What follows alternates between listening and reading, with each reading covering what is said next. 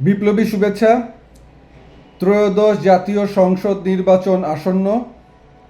আমাদের দেশে নির্বাচনী প্রচারণার যে সংস্কৃতি দাঁড়িয়েছে তা ব্যাপক ব্যয়বহুল এবং বৈষম্যমূলক। ইতোমধ্যে কিছু কিছু প্রার্থী তারা কোটি কোটি টাকা নির্বাচনী প্রচারণা বাবদ খরচ করেছে এবং সামনে আরও ব্যাপক অর্থ তারা নির্বাচনী প্রচারণায় বিনিয়োগ করবে আমরা জানি। কারণ নির্বাচনটা তাদের কাছে একটা ব্যবসার মতো, যেখানে বিপুল পরিমাণ অর্থ বিনিয়োগ করে নির্বাচিত হয়ে রাষ্ট্রীয় ক্ষমতায় গিয়ে তারা বিপুল সম্পত্তির মালিক হতে পারে। অতীতে আমরা সেরকমটাই দেখেছি। এর বিপরীতে দাঁড়িয়ে বাংলাদেশের কমিউনিস্ট পার্টির প্রার্থীরা আগামী সংসদ নির্বাচনে অংশগ্রহণ করছে। বাংলাদেশের কমিউনিস্ট পার্টি শ্রমিক শ্রেণী ও শ্রমজীবী মানুষের বিপ্লবী রাজনৈতিক দল।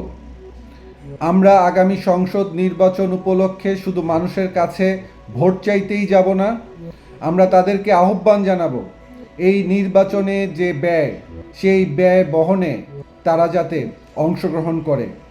আমরা একটি বৈষম্যহীন বাংলাদেশ প্রতিষ্ঠার জন্য আগামী সংসদ নির্বাচনে লড়াই করছি। আমাদের দাবি হচ্ছে সকল নাগরিকের সমান সুযোগ ও অধিকার নিশ্চিত করতে হবে।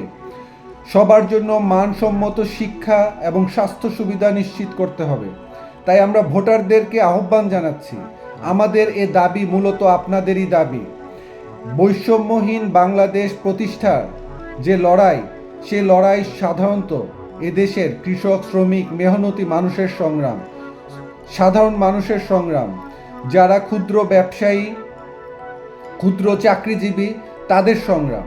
তাই আপনারা যদি মনে করেন আগামী নির্বাচনে আপনাদের প্রার্থীকে জিতিয়ে আনা জরুরি, তাহলে আমরা আপনাদেরকে সবিনয়ে অনুরোধ করছি এবং আহ্বান জানাচ্ছি, আপনারা নির্বাচনী প্রচারণায় অংশগ্রহণ করুন, আর্থিকভাবে সহায়তা করুন।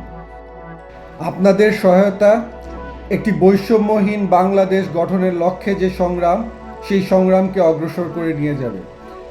যেই নির্বাচনী ইস্তেহারে শ্রমিকের ন্যায্য মজুরির দাবি আছে, যেই নির্বাচনী ইস্তেহারে কৃষকের ফসলের ন্যায্য মূল্যের দাবি আছে, যেই নির্বাচনী ইস্তেহারে সকল নাগরিকের সমান সুযোগ ও অধিকার নিশ্চিত করার দাবি উঠেছে, সেই নির্বাচনী ইস্তেহারকে সাধারণ মানুষের কাছে পৌঁছে দেয়া এবং জনসমর্থন আদায়ের জন্য আপনাদের সহায়তা ব্যয় করা হবে।